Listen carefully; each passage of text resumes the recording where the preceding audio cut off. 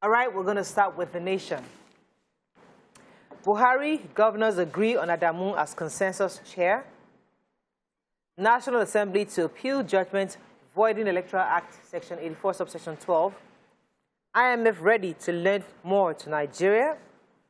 Sanwo-Olu launches Lagos ride with 1,000 cars. Ugwuanyi Oladipo, 35 others in PDP zoning panel. Soyinka decries protest over OAU VC.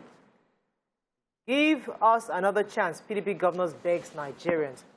Okay, what's the story we started with? The cars? Yes, please. The cars. So yesterday, Lagos State launched the first phase of the Lagos Ride Transport Initiative with 1,000 cars. So it's a relationship between Lagos State-owned Ibile Holdings and CIG Motors. All the cars are GAC Motors, looking spanking, looking new. Anyways, the governor of Lagos State has said that these cars are have technology-enabled security features that monitor the journey, every journey taken.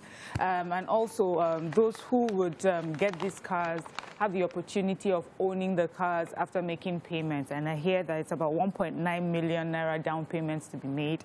And these are also subsidized, you know. And then he said, of course, this is a step towards the drive for to develop an efficient transportation model in tune with modernity and comfort. He says this will eventually phase out all the rickety cars that we see. He also mentioned that this has nothing to do with pushing like the old drivers or old cars out of business, but just making sure that people have a more dignified, more comfortable, more modern way of, you know, transporting themselves, and also employment for them. So I think this is a step really in the right direction. Yeah. I was really impressed and so proud of it. Let me just quickly chip in something. We have lots of coaches that have done several training site therapists. I would like us to do like a therapy session for all our drivers as well, because when they created BRT buses, we just took the drivers and put them there, and we've seen how BRT buses have turned out. It's just glorified Moluwe in a more comfortable way. So I think that we also need to ensure this doesn't become like every other. Yeah, but those kind of things needs to engage those them, things right? have to be done continuously. Yes. It's not a one-off thing. Yeah, the government needs Okay, what else? Which other story? Yes, so Nobel laureate, Professor Wole Soyinka, is talking about what happened with the Ile-Ife indigents over the appointment of Professor Adebayo Bamire as Vice-Chancellor of the Obafemi Awolowo University. So he's saying that the Ile-Ife people should come out and denounce the protesters for such crazy agitation. He said there's some people spoke to him and said, look at what is happening in Ife. And he said, you're an Ife person. You should be on the front line denouncing these people. This is wrong and they must be punished, you know. And so he said this, he was saying at a lecture, The Politics of Black Intellection and Creativity at the University of Pennsylvania, United States. And he also talked about some of the kidnappings, you know, Boko Haram issues, saying that one of the reasons we're still having this is because people do not have the willpower to denounce it. So aside from the government, the people also are sort of petting these incidents. And that's why we have a case of kidnapping. Children are sent to school, and before you know it, 300 children had disappeared. They have been abducted, and we're not really doing anything. We're not getting upset enough to act. Okay. So you're going to take the electoral? Yes. I wanted to take the story of the Governors Forum. So the PDP Governors Forum met at Governor Ikpeazu's country home in Abia State, and they, in togetherness, told Nigerians to please give them another chance, saying that there's so much crisis going on, and they believe they will be the solution to the problems within Nigeria if they are given the opportunity to rise to power. They listed the fact that aviation fuel is now 700 naira, and it has caused a sharp rise in flights. Kerosene is so expensive, diesel is expensive. Listed the problem of unemployment, but I was waiting for where they will list what they were going to do as solutions. I think that when we're campaigning now, don't just tell us problem. We refill the problem. Tell us the solutions you are going to bring to the table so that we can hold you accountable if perhaps you get into power. Yeah, but they told us last time now. They gave us solutions, and yet they were not able. Okay, so I was going to take the major headline, but I also saw an interesting IMF. Is IMF anywhere else? No, it's no. Let me just take the IMF. So after Nigeria's BC has reached 32.9 trillion in 2020, and it actually increased to 39.56 trillion at the close of last year, IMF is saying, hey, we can still borrow you more. Hey. I mean, I was shook. They said, we emphasize the importance of global financial safety net and countries having access to that as appropriate, and saying that they will have the support from IMF, which they stand ready to provide as needed by their membership countries. So what they're saying is that we are still going to offer. So I guess these are the kind of indications the financial minister is seeing to say that, listen, we can borrow more, we still have the safety nets to do so, but it's sad, but it seems that we're still owing so much. According to a breakdown of the debt statistics at December 31st, showed that Nigeria owes International Development Association 11.12 billion euro bonds. That's external. Wow. Not That's internal external. debt. That's not. So as much as they are still saying, come and borrow more, maybe we should think twice. We should think about it, so that our next generation isn't paying debts. Let's move on quickly to the Punch. National Assembly plans appeal, tackles Judge Malami insists on amendment. Thugs invasion, court orders mother to sweep son's school for 6 months. Court remands man for allegedly abducting, raping Ekiti SS3 student for 3 years. Slapping group berates Bianca Ojukwu, Obiano's wife, apologizes to Soludo. Lagos shuts damaged Echo Bridge as fire destroys markets and traders lament. Autonomy, disregard Fayemi. Akeredolu's opposition, Nolj tells Buhari. Let's find another story. Reports where your husband reside. NYSC tells married prospective couples. Southern Kaduna boils death toll his 37 church attacked settlements raised. Buhari orders Sylvia Kyari CDS to halt crude oil theft. Okay, which story are we starting with? A magistrate court in Ota, Ogun State, on Wednesday ordered a 40-year-old housewife, Biola Joshua, to sweep her son's school for 6 months, Iju-Ebiye High School, for invading his premises with thugs. Very happy with this judgment. What happened was we're getting it right. Yes, we're getting it right. The student was scolded for something he did, and then he went home and, called the mom. What state was this? That's Ogun State, you said. Ogun State, yes. Iju-Ebiye High School.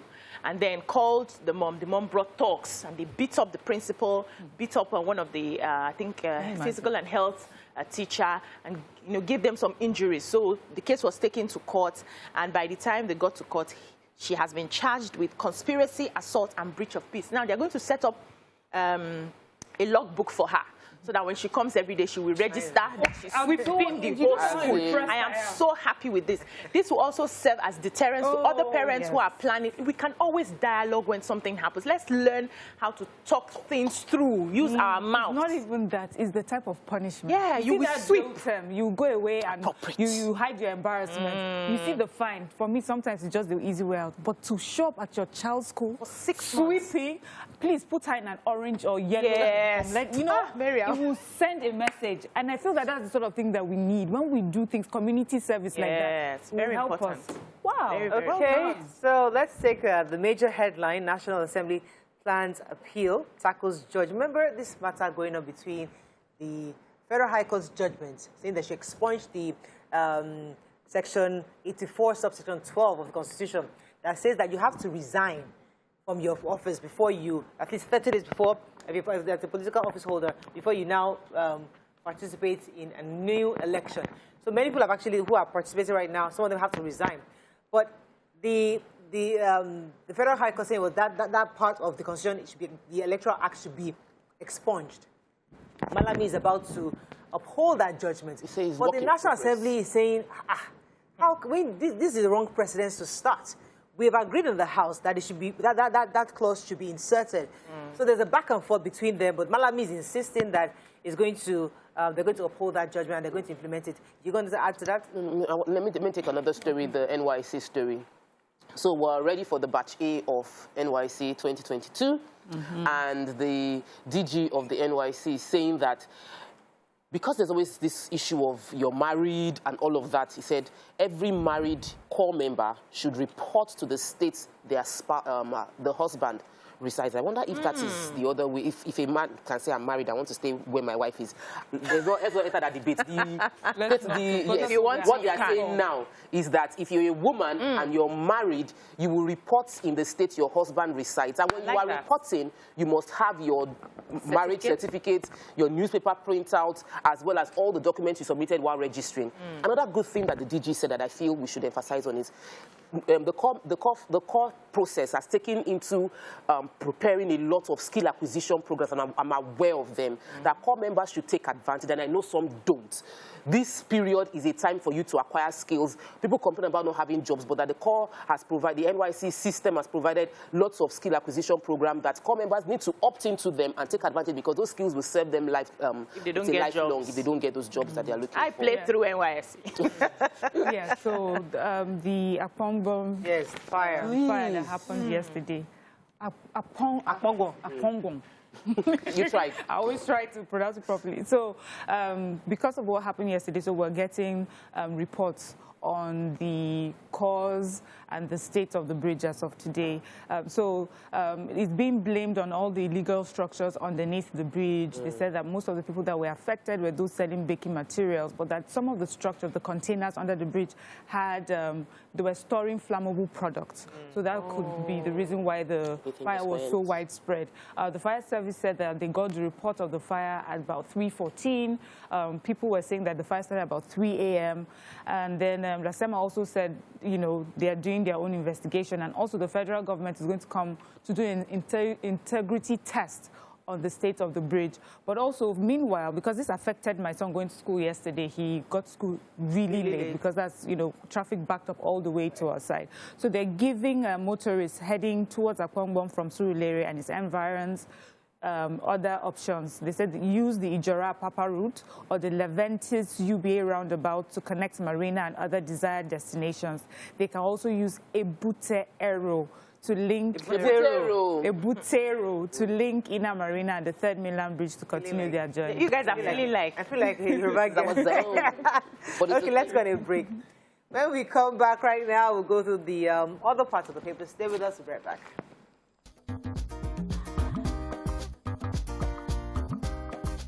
Stay tuned. Your View will be right back. Thanks for staying with us. Moving on quickly now to Daily Sun. PDP governors roar over bad state of affairs. Days of downfall rickety commercial buses are numbered. Let's find a story not taken. 2023, INEC seeks Abdulsalami Peace Committee intervention to curb violence. Electoral Act Senators reps team up against Malami. Abia Guba governors, foot soldiers organize groups to support power rotation to Isialangwa. And APC governors bow to Buhari on choice of chairman.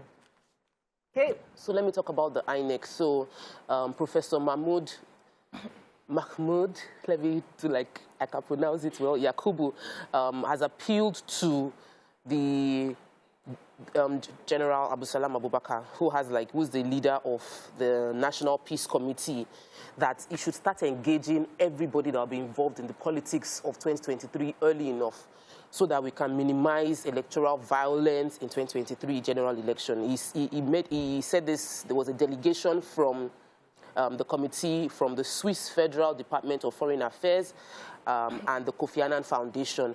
And he was appealing because he's of the opinion, according to what was written in papers, that if every stakeholder, actor, politician knows what is at stake, if they in any way influence violence taking place, we would reduce violence, and we must let them know early enough the repercussions of them getting involved. I really want a peaceful 2023. Okay, let me just give an update on the APC. So finally, President Muhammadu Buhari has endorsed who he wants for the chairmanship of the National Working Committee, the party. I think he has decided to go ahead with the former governor of, I think, Nasarawa State, I believe. And then they've also endorsed former president of the Senate, as Ken Namani, as his deputy national chairman. And all the 16 governors that were in attendance agreed to the president's choice of Adamu. Governor, it's actually the former National State Governor, Senator Abdullahi Adamu, as the national chairman. And it looks like Saturday's convention is just going to be mere mayor, there's no election. For other people now. And for these are the key positions that they were talking about, that there was a lot of back and forth. So that is just going to be mayor endorsement, but right now, for these people. Okay, moving on quickly to Vanguard. Let's find a story we have not taken. Crude oil theft, vandalism, Pengassin, Pandev, others tango over Niger Delta's role. 2023, Atiku officially declares for president, unveils 5-point agenda. We have invested 3.4 trillion in Nigerian economy since 2001, MTN tells reps. 2023, Tambuwal meets Babangida. Abdulsalami says PDP not zoning presidency. And Nigeria collapsing under APC rule, says PDP governors. Okay, which story are we starting with? So I have reps investigate the death of Nigerians in Indonesia. The House of Reps has yesterday mandated that its committees on diaspora and foreign affairs to investigate the allegations of high-handedness and inhuman treatment by Indonesian officials that led to the death of one Arinze-Igweke and other Nigerians. I have it here. So the issues are March 14, Arinze-Igweke was allegedly illegally arrested, extorted, tortured, and it led to his death. They said July 2020, Chukwueze also died when he was arrested. They say he was illegally arrested as well, extorted, tortured, and it led to his death. That also caused a protest. Nigerians protested at the Nigerian embassy then in Jakarta. Then August 2021, and I'm sure we all remember the story of the Nigerian diplomat that was harassed and dragged and arrested, and, you know, by immigration officers. And, you know, our House of Reps is saying that this is a disgraceful action that is against international law and Vienna conventions governing diplomatic and consular relations. So they've given them 4 weeks to look into it. And I think it's important because many times we hear, when we hear of other countries, they would not do it to Americans or British. Yes. But, you know, with us, I'm happy that we're insisting to investigate it, and if there are any, and if it shows that, you know, these things were done, we should sanction them as well. We should send a strong message that you must treat Nigerians with respect. So the House of Reps Committee on Public Accounts has been carrying out an ongoing investigation into the revenue losses identified in the Auditor General's report on the federal government's account, and MTN has been involved. So they have sent out, you know, messages to MTN wanting to be able to audit their books, which, according to the chairman, said they've not received. However, MTN yesterday said that since its incorporation in 2001, it has invested 3.4 trillion in the Nigerian economy. It said it has paid over 2.5 trillion in taxes, levies, and other regulatory fees as of December 2021, including 669 billion in 2021 alone. So they said now that they have presented all their books to this committee to review and see if there are any discrepancies. All right, so I have the PDP story. You want to take a story? Yes, I wanted to take, I have an interest in the Lekki Free Trade Zone. So Professor Adesoji Adesugba, who is the Managing Director of the Nigerian Export Processing Zone Authority, was giving a brief concerning how the Lekki Free Trade Zone, an investment currently going to be about 3.5 billion naira, is estimated in 45 years to hit 461 billion naira. He said that the Lekki, the deep sea port that is going to be built with it, that is being built actually within the Lekki Free Trade Zone, is going to provide a lot of employment for people in that area. And a lot of Nigerians that where would have needed expatriates will be employing more Nigerians. The entire area would open up, and I believe people should look towards. Fantastic. I was going to take a story quickly on the PDP. So it's really interesting to watch the dynamics play out in PDP. So while Atiku Abubakar was declaring yesterday for president, which he has done, Sokoto State Governor Aminu Tambuwal went to Mina to talk to Abdulsalami and Babangida on this matter of should we zone or should we focus on who can win the party? So there are two key issues going on with PDP. And he's saying, listen, he doesn't understand why these people are going on and on about this zoning, southwest, southeast. It's not about zoning. That the reason why zoning came out in the first place was when, after the annulment of the 1993 election with Biola, Biola, they now brought in Obasanjo, therefore, to assuage that whole situation, to help to bring down a lot of to temper down all the issues that happened during that period. And that's when zoning happened. But zoning is not part of our constitution. zoning is not part of our constitution. It was a party decision that was made. Gentlemen. So right now, zoning is not an issue. What should be an issue is who can win the election, and they're saying that either it should be based on competence or based on who has the numbers across the board. If it's who can win the party, it's definitely not about competence. It's about who will bring the crown home. Well, so let's call it spade of what it is. Exactly. And if you people have had a gentleman's agreement, shouldn't you just honor it? Let it go around, then we can scatter. All right, final paper. Look at the commenting. Okay, we have to run. We don't have any more time, but let's just take leadership. Let's take a story. Outcry in Edo as Obaseki sacks 514 workers. Wow. 5,000 residents around Lekki Deep Seaport may relocate. APC governors concede to PMB on consensus candidates. Okay, which story? Yeah, so leadership, I got the Lekki D Seaport, just like a continuation with your addition to your story. So the Lekki D Seaport would be completed and ready, well, not completed, will be ready for a test run in September this year. And after that, the first commercial vessel will be received at the port. But this also shows that there will be lots of activities going around. And the Minister for Transportation, who was there during the inspection of the President's visit to the Dangote fertilizing plant, was also saying that this shows that because of the activities that may be happening around there, there has to be, it will displace about 5,000 residents. So this is something that they have to look into. And what is most likely to happen is that most of them will be relocated. They need to start making plans on how to conveniently and comfortably relocate these people. So I guess it's best that people start hearing about it if you're around that area and maybe start making preparations, and that the government does this in a dignified manner. We don't want people carrying placards and singing and crying because, you know. 514 workers have been relieved of their jobs in Edo State Sports Council. Reason is because they are trying to transition from the Sports Council to a Sports Commission. And they have said they are going to pay them their 1 month in lieu of notice, and their pension will resume April 2022. But those people are carrying placards are saying they should not have been relieved from their duties in the first place. So it's been... Okay, that is all we can take on front page review. When we come back, we bring our guests from Lush Hair. Stay with us. We'll be right back.